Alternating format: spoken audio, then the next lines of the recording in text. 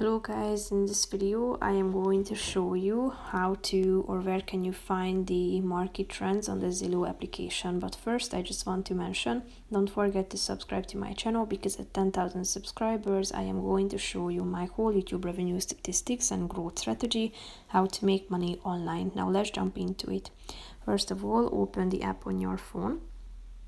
Then you should tap on the More button down below in the left side or in the right side corner of the screen.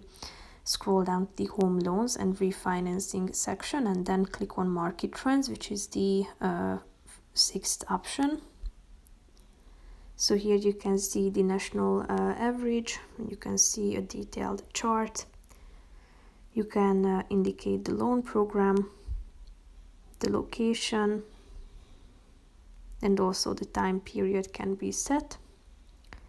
And you will be able to see the market trends according to your set preferences. So here you can see the California average, 5-year ARM, according to the things that I have set down below.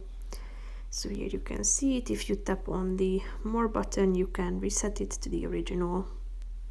So that's it for this video, guys. See you in the next one. Bye bye.